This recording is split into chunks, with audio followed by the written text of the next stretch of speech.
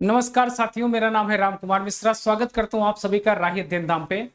जो भी विद्यार्थी ईएमआरएस की वैकेंसी यानी उसका फॉर्म भरना चाह रहे हैं, यानी टीजीटी पीएचडी बनना चाह रहे हैं, उनके लिए बहुत अच्छा मौका है, क्योंकि सिलेबस इसका बहुत बड़ा नहीं है और बहुत अच्छा है। जिसे आप सालों से पढ़ते आ रहे हैं वही सिलेबस है, तो आप सभी को ये फॉर्म जरूर भरना चाहिए। मैं आपको टीजीटी हिंदी का सिलेबस बताने जा रहा हूं।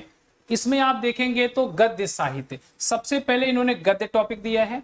गद्य में अगर आप देखेंगे तो इन्होंने बताया है कि आपको गद्य साहित्य का उद्भव, यानी गद्य साहित्य कहां से उद्भव हुआ है ना, उसके बाद उसका विकास और गद्य साहित्य की विधाएं। विधाएं का मतलब नाटक, निबंध, कहानी, उपन्यास, अन्य विधा, ये सब उसकी विधाएं हैं।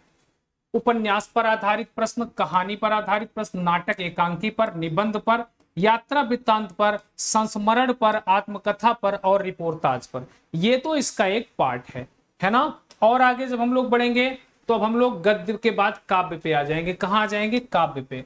तो आप सभी लोगों को मैं अगर काव्य की बात बताऊं, काव्य के बारे में बताऊं, तो हिंदी काव्य का विकास कैसे हुआ, यानी कविता कविता का विकास कैसे हुआ, यानी कहां से हिंदी साहित्य लेखन की परंपरा आई। आदिकाल, भक्ति काल, रीत काल, आधुनिक काल, भारतीय युग, द्विवेदी युग, प्रगतिवाद, प्रयोगवाद, यानी इन सब का आदिकाल पर प्रश्न, भक्ति काल पर, सूफी काव्य आपका निर्गुण सगुण, रीतिकालीन, आधुनिक कालीन, इस पर प्रश्न आएगा।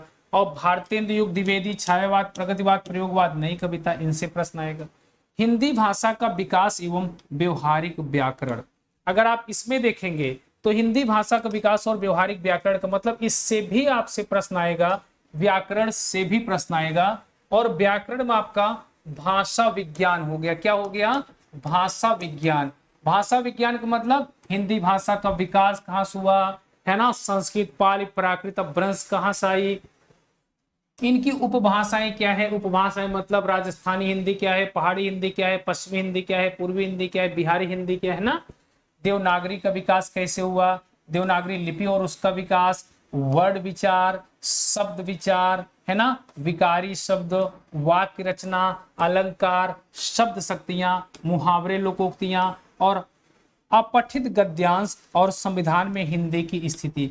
ये आपका सिलेबस है और ये ऐसा सिलेबस है जो कि छोटा है, कोई बड़ा सिलेबस नहीं है। तो टीजीटी में नौकरी पाना बहुत आसान है। सभी लोग फॉर्म भर दीजिए और इसको आपको सबको देना है और सभी लोग शेयर भी करना।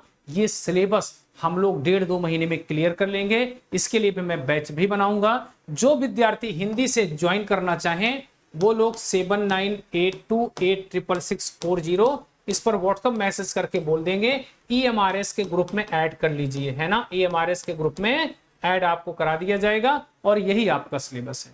ठीक है, तो जल्दी से मैं इसका डेमो स्टार्ट करूंगा, बैच भी स्टार्ट करूंगा। आप सभी लोग फॉर्म को भर देना। क्वालिफिकेशन की वीडियो अलग से बनाया हूं, उसे आप लोग देख लीजिए। धन्यवाद।